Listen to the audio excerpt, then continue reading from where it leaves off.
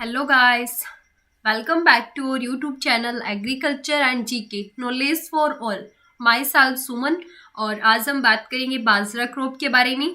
और वीडियो को स्टार्ट करने से पहले मेरी आप सबसे एक छोटी सी रिक्वेस्ट है कि अगर अभी तक आपने हमारे चैनल को सब्सक्राइब नहीं किया है तो हमारे चैनल को सब्सक्राइब कर लें और बेल आइकन को प्रेस कर दें ताकि कोई भी वीडियो अपलोड होने पे आपको नोटिफिकेशन मिल सके। देन अब वीडियो को स्टार्ट करते हैं। सबसे पहले मैं आपको एक बात बताना चाहूँगी कि अगर आप एफसीआई के लिए प्रिपरेशन कर रहे हैं तो हमारे चैनल एग्रीकल्चर एंड जीके ने आपके लिए 999 में एक कोर्स अरेंज किया है जिसमें आपको complete study material plus video lecture और प्रीवियस ईयर के क्वेश्चन पेपर भी प्रोवाइड करवाए जाएंगे। अगर आप एफसीआई में सिलेक्शन लेना चाहते हैं तो आप हमारे कोर्स को परचेज कर सकते हैं। देन वीडियो को स्टार्ट करते हैं। सबसे पहले बाजरा या फिर पर्ल मिलेट, बाजरा को पर्ल मिलेट बोलते हैं, ठीक है। और इसके बाद में सबसे पहले देखते हैं इसका साइंटिफिक नेम। इसे पेनिसिटम अमेरिकनम या फिर पेनिसिटम ग्लूकम या फिर पेनिसिटम टाइफोइडी बोला जाता है, ठीक है। ये तो हो गया इसका साइंटिफिक नेम। फिर बात करते हैं फैमिली। फैमिली क्या है इसकी? ग्रेमिनी या फिर पोएसी, ठीक है। ग्रेमिनी का ही दूसरा नाम पोएसी है, ठीक है। आजकल एग्जाम में ग्रेमिनी कम लिखा होता है, ऑप्शन में पोएसी दिया होता है, ठीक है। तो कंफ्यूज नहीं होना, ग्रेमिनी और पोएसी एक ही चीज है, ठीक है। उसके बाद में है इसमें क्रोमोसोम नंबर कितने हैं? 2n=14, ठीक है। बाजरा में क्रोमोसोम नंबर कितने हैं? 2n=14। उसके बाद में ओरिजिन प्लेस यानी कि इसकी उत्पत्ति कहाँ से हुई है? तो कहाँ से हुई है? बाजरा की उत्पत्ति हुई है अफ्रीका से, ठीक है। उसके बाद में है कि जो बाजरा है वो क्या है? एक क्रॉस पोलिनेटेड क्रॉप है, ठीक है। यानी कि जो बाजरा है वो क्रॉस पोलिनेटेड। अब दो टर्म यूज होती है, ठीक है। एक होता है सेल्फ पोलिनेशन और एक होता है क्रॉस पोलिनेशन। क्रॉस पोलिनेशन कैसे होता है? जैसे कि ये एक प्लांट है, ठीक है, और ये दूसरा प्लांट, ठीक है। ये इस प्लांट का क्या है? फ्लावर पार्ट है और ये भी इस पार्ट का प्लांट का फ्लावर पार्ट है, ठीक है। इसमें दो पार्ट होते हैं, सबको पता है, मेल और फीमेल पार्ट, ठीक है। तो मान लीजिए कि इसका जो मेल पार्ट है, ठीक है, उसका पोलन इसके फीमेल पार्ट के स्टिग्मा के ऊपर आके गिरता है, ठीक है। इस प्रोसीजर को क्या बोलती हैं? Cross pollination. अब ये वाली सिचुएशन बाजरा में होती है, ठीक है। अब बाजरा में ये वाली सिचुएशन किस लिए होती है? तो ये इसलिए होती है क्योंकि ये बाजरा में क्या पाया जाता है? प्रोटोगाइनस, ठीक है। प्रोटोगाइनस क्या होता है? प्रोटोगाइनस से पहले हमको पता करना होगा डाइकोगेमी क्या होता है, ठीक है। डाइकोगेमी का टाइप है प्रोटोगाइनस, ठीक है। हमने पढ़ा था मेज में कि प्रोटोएंटी टाइप का होता है। प्रोटोएंटी में क्या होता है कि उसमें ये होता है कि जो मेल पार्ट होता है ना वो पहले डेवलप हो जाता है, ठीक है, फीमेल पार्ट से। लेकिन इसके अंदर क्या है? इसमें जो फीमेल पार्ट होता है वो पहले डेवलप हो जाता है मेल पार्ट से, ठीक है। इसलिए इसमें क्या होता है? Cross pollination. उसके बाद में बात करती हैं कि बाजरा जो है वो क्या है? पुअर मेन फूड के नाम से भी इसे जाना जाता है, ठीक है। उसके बाद में नेक्स्ट बात करती हैं कि इसका जो इनफ्लोरेसेंस है उसे क्या बोलते हैं? स्पाइकलेट बोला जाता है। बाजरा की इनफ्लोरेसेंस को स्पाइकलेट, ठीक है। और इसके सीड को क्या बोला जाता है? कैरियोप्सिस, ठीक है। राइस में हमने इसके बारे में मतलब चर्चा की थी, पता किया था कि कैरियोप्सिस होता क्या है, ठीक है। और स्पाइकलेट्स इसके इनफ्लोरेसेंस को बोला जाता है, ठीक है। ये देखो, ये ऐसे बालियां होती है इसमें बाजरा में, ठीक है।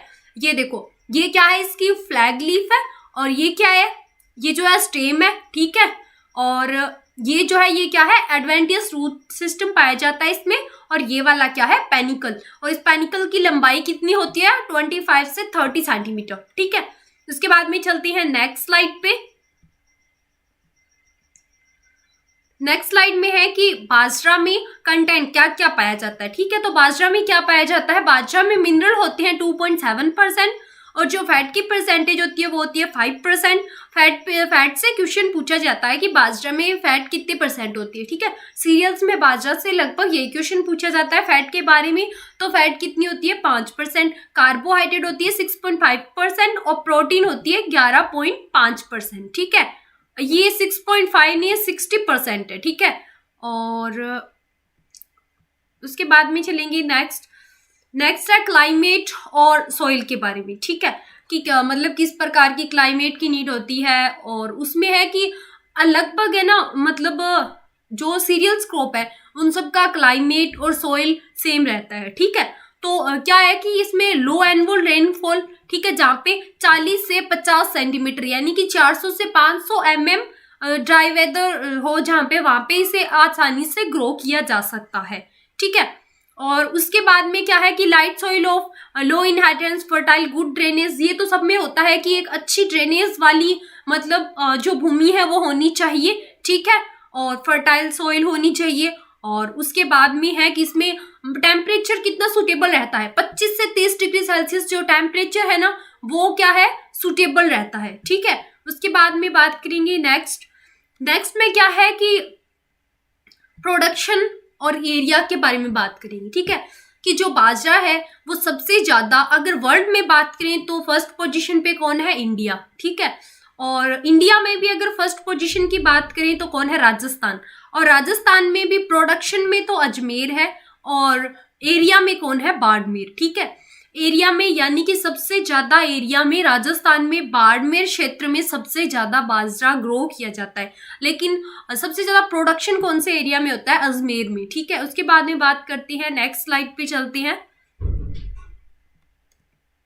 नेक्स्ट स्लाइड में है कि लैंड प्रिपरेशन, ठीक है, जैसे बाजरा को ग्रो, ये बाजरा सीड है बाजरा की, ठीक है, मतलब बाजरा को ग्रो करना है तो मतलब उसके लिए जो पहले लैंड को तैयार करेंगे, भूमि को जो तैयार किया जाता है उसके लिए क्या क्या तैयारियां की जाती है, तो उसमें है कि the crop need very fine tilt because the seed are too small, ठीक है। जो सीड्स होते हैं वो बहुत ज्यादा छोटे होते हैं, ये देखो देख सकते हो आप, बिल्कुल बारीक बारीक से होते हैं, ठीक है। तो अच्छी टिल्थ वाली मतलब भूमि की आवश्यकता होती है, तो उसके लिए क्या करेंगे, 2 से 3 बार हैरो करेंगे यानी हैरोइंग करेंगे और प्लाव लगाएंगे। उसके बाद में जिससे क्या होगा कि जो पार्टिकल है सोइल के छोटे छोटे मतलब सेपरेट हो जाएंगे, ठीक है। उसके बाद में है नेक्स्ट स्लाइड की बात करते हैं जिसमें इसके सीड रेट है, ठीक है। सीड रेट में क्या है कि अगर हमें डायरेक्ट सोविंग करना है तो उसके लिए 2 से 4 kg per hectare seed rate ले सकते हैं, ठीक है। और अगर हमें नर्सरी तैयार करनी है तो 1 हेक्टेयर के लिए नर्सरी तैयार करनी है तो उसके लिए कितने बीज की आवश्यकता होगी, 2 किलोग्राम सीड की आवश्यकता होगी, ठीक है। और नंबर ऑफ प्लांट अगर पर हेक्टेयर बात करें कि 1 हेक्टेयर में कितने प्लांट लगाए जा सकते हैं तो 1,66,000, ठीक है। और उसके बाद में ये फॉडर पर्पस के लिए अगर हम चारे के लिए, पशुओं के लिए चारे के लिए अगर बाजरा को बुआई कर रहे हैं तो उसके लिए 10 से 12 kg per hectare seed rate का यूज करेंगे। और अगर देखी जाए कि स्पेसिंग क्या रखी जाती है बाजरा में तो 45 × 15 सेंटीमीटर, ठीक है। स्पेसिंग क्या होती है, 45 × 15 सेंटीमीटर का क्या मतलब है, 45 का मतलब है प्लांट टू प्लांट, ठीक है। और जो 15 है उसका मतलब क्या है, सॉरी 45 का मतलब है रो टू रो और 15 का मतलब क्या है, प्लांट टू प्लांट, ठीक है। इसका मतलब क्या होता है, जैसे कि यहाँ पे एक प्लांट है, ठीक है, यहाँ पे एक प्लांट है, ठीक है, ये पूरी एक प्लांट की रो है, ये प्लांट्स है सभी, ठीक है। इसमें भी सेम ऐसे ही है, ये प्लांट्स है, ठीक है। तो इसमें क्या है, ये 2 प्लांट है, ठीक है, तो ये दोनों अलग अलग रो में है, ठीक है। तो ये तो 2 रो के बीच की दूरी होगी, ठीक है। तो ये वाली कितनी रखेंगे, 45 सेंटीमीटर, और ये एक प्लांट है, ये दूसरा, एक ही रो में है दोनों, ठीक है। तो इन दोनों के बीच की दूरी क्या कहलाएगी, प्लांट इंटू प्लांट, ठीक है। ये वाली क्या होगी, ये 15 सेंटीमीटर, ठीक है। उसके बाद में है कि डेप्थ, यानी कि जब सीड को ग्रो किया जाता है तो उसे कितनी डेप्थ में डाला जाता है, तो 3 सेंटीमीटर डेप्थ में डाला जाता है, ठीक है। उसके बाद में एरिया रिक्वायर, तो एरिया नर्सरी के लिए बताया है इसने, तो 100 से 200 मीटर स्क्वायर एरिया इनफ होता है 1 हेक्टेयर की नर्सरी तैयार करने के लिए, ठीक है। उसके बाद में चलते हैं नेक्स्ट स्लाइड पे। नेक्स्ट स्लाइड में है कि सोविंग टाइम, कब ग्रो किया जाता है बाजरा को, कब मतलब सोन किया जाता है, तो जून या जुलाई माह में इसकी सोविंग की जाती है बाजरा की, ठीक है। फिर मैन्योर और फर्टिलाइजर की बात करेंगे। मैन्योर फर्टिलाइजर में क्या है कि FYM जो है उसका कितना यूज करती है, 12 टन प्रति हेक्टेयर, ठीक है। और नाइट्रोजन 100 kg पर हेक्टेयर और फॉस्फोरस 50 kg और पोटेशियम 40 kg, ठीक है। तो इसमें क्या है कि नाइट्रोजन को एक साथ नहीं डालते, नाइट्रोजन को 3 अलग अलग डोज में देती है। एक जो इसकी फर्स्ट डोज देंगे वो फास्फोरस और पोटास के साथ में ही दिया जाता है, ठीक है। उसके बाद में बात करेंगे इंटरकल्चर के बारे में। इंटरकल्चर क्या होता है कि जैसे क्रॉप को ग्रो कर दिया, ठीक है, उसके मतलब कि 20 या 25 दिन बाद में बीच में वीड्स उग जाती हैं, ठीक है। तो उन्हें अलग करने के लिए, ठीक है, खुरपी से, या फिर अगर ज्यादा हो जाते हैं कई बार केमिकल्स का यूज किया जाता है, तो उस प्रोसेस को क्या बोलती है, इंटरकल्चर, जिसमें कि क्या होता है, इंटरकल्चर में थिनिंग और गैप फिलिंग भी आता है। थिनिंग और गैप फिलिंग क्या होता है कि जैसे यहाँ पे हमने सीड तो डाला था एक पर्टिकुलर सीक्वेंस पे, ठीक है, लेकिन क्या हुआ कि प्लांट, मान लो यहाँ पे एक प्लांट ग्रो हुआ है, यहाँ पे एक प्लांट ग्रो हुआ है, लेकिन बीच वाले जो 2 सीड थे वहां पे कोई प्लांट ग्रो ही नहीं हुआ, ठीक है। तो इसके बीच का जो मतलब जो बीच का गैप है वो बहुत ज्यादा हो जाएगा। इसीलिए हम यहाँ पे क्या करेंगे, जहाँ पे कहीं पे ऐसा एरिया होगा जहाँ पे बाजरा के 2 सीड डल गए होंगे या फिर 3, वो बहुत पास पास में ग्रो हो रहे होंगे, ठीक है, उनको वहां से उखाड़ के इस जगह पे लगा देंगे। इसे क्या बोलते हैं, थीनिंग या फिर गैप फिलिंग, ठीक है। यहाँ से उखाड़ कर यहाँ लगाना, इसे थीनिंग बोला जाता है, और ये जो यहाँ पे लगाएंगे इसे बोलते हैं गैप फिलिंग, गैप को फिल करना, ठीक है। उसके बाद में है कि ये मैंने बताया था आपको कि हैंड के थ्रू भी किया जाता है, अगर कम है वीट तो हैंड के थ्रू भी कर सकते हैं, वरना हमें मतलब स्प्रे करना होता है केमिकल का यूज। तो केमिकल कौन से है, केमिकल का यूज करेंगे, एट्राजिन का यूज करते हैं। उसके बाद में है कि इरिगेशन, हर एक क्रॉप के लिए, इरिगेशन के लिए अलग अलग क्रिटिकल पीरियड होता है, ठीक है, बिकॉज अगर क्रिटिकल पीरियड नहीं होगा तो हमें पता ही नहीं चलेगा कि किस स्टेज पे पानी देना है, कब नहीं देना है, ठीक है। इसीलिए अलग अलग क्रॉप की, हर एक क्रॉप की अपनी एक क्रिटिकल स्टेज होती है, ठीक है। तो इसमें critical growth stage like maximum tillering, जब टिलरिंग हो रही होगी, जब मैक्सिमम टिलरिंग होगी उस दौरान इरिगेशन देंगे, और जो फ्लावरिंग टाइम होगी यानी कि फ्लावर्स आ रहे होंगे उस टाइम इरिगेशन करेंगे, और जब ग्रेन फिलिंग हो रहे होंगे, जो दाने हैं वो फिलिंग हो रहे होंगे, उस स्टेज में इरिगेशन करेंगे, ठीक है। और उसके बाद में चलते हैं नेक्स्ट स्लाइड पे। नेक्स्ट स्लाइड में है इसकी वैरायटीज। तो वैरायटीज में क्या है, बाजरा की जो फर्स्ट हाइब्रिड वैरायटी थी वो थी HB फर्स्ट, ठीक है, हाइब्रिड बाजरा फर्स्ट, जो कि 1965 में PAU लुधियाना यूनिवर्सिटी जो है, पंजाब एग्रीकल्चर यूनिवर्सिटी, उसके द्वारा रिलीज की गई थी, ठीक है। बाजरा की फर्स्ट वैरायटी HB फर्स्ट, ये क्वेश्चन पूछा जाता है, मोस्ट इंपोर्टेंट है। उसके बाद में है कि ये किसके क्रॉस से मतलब प्राप्त की गई, तो टिफ्ट 23A ये मेल स्टाइल था, और ये BIL 3B इन दोनों के क्रॉस से HB फर्स्ट रिलीज की गई, ठीक है। उसके बाद में है PHB 10 जो कि क्या है, hybrid release from PAU Ludhiana 1975, ये भी मतलब पंजाब जो एग्रीकल्चर यूनिवर्सिटी है लुधियाना में, वहीं से 1975 में रिलीज की गई थी। और उसके बाद में है HHB 67 पूसा मोती, NBH 149, ICM 4155, MP 204, MP 205, CM 66, NBH 5061 और पूसा 23, WCC 75, ये सभी क्या है, बाजरा की वैरायटीज हैं, ठीक है। उसके बाद में है Napier grass for develop of forest variety, वो वैरायटी कौन सी है, Pusa Napier. The first interspecific hybridization was carried out in 1947 between Pennisetum purpureum and Pennisetum glaucum, ठीक है। पेनिसिटम ग्लूकम और पर्प्यूरियम के क्रॉस से एक वैरायटी बनाई गई 1947 में, वो कौन सी वैरायटी थी, पूसा नेपियर फर्स्ट, ठीक है, जो कि नेपियर ग्रास की है। उसके बाद में एक वैरायटी और है NBM 5761, और फिर एक पैरासाइटिक वीड जो कि है स्ट्राइगा, ठीक है। बाजरा का पैरासाइटिक वीड होता है जो कि कौन सा है, स्ट्राइगा, ठीक है। और इस स्ट्राइगा के कंट्रोल के लिए 2,4-D 50 ml पर हेक्टेयर इसके कंट्रोल के लिए यूज में लेते हैं इस केमिकल को, ठीक है। उसके बाद में बात करती है प्लांट प्रोटेक्शन मेजर्स की। तो इसमें क्या है कि कौन कौन से इंसेक्ट लगते हैं, इसमें 2 मेजर इंसेक्ट हैं, एक है स्टेम बोरर और सेकंड है ग्रास होपर, ठीक है। स्टेम बोरर में क्या है, control by spraying with 2 litre of Aldrin 2cc, ठीक है, स्प्रे करते हैं, ठीक है, एल्ड्रीन का। और ग्रास होपर के कंट्रोल के लिए क्या करते हैं, डस्टिंग द क्रॉप बीचेस से 5% की डस्टिंग करते हैं, ठीक है, पाउडर फॉर्म में होता है ये। उसके बाद में चलते हैं नेक्स्ट पे। नेक्स्ट में है कि डिजीज कौन कौन सी लगती है, तो डिजीज कौन कौन सी है, एक है स्मट, फिर है रस्ट, और एक है अर्गट ऑफ सोरगाई डिजीज और डाउनी मिल्ड्यू, ठीक है।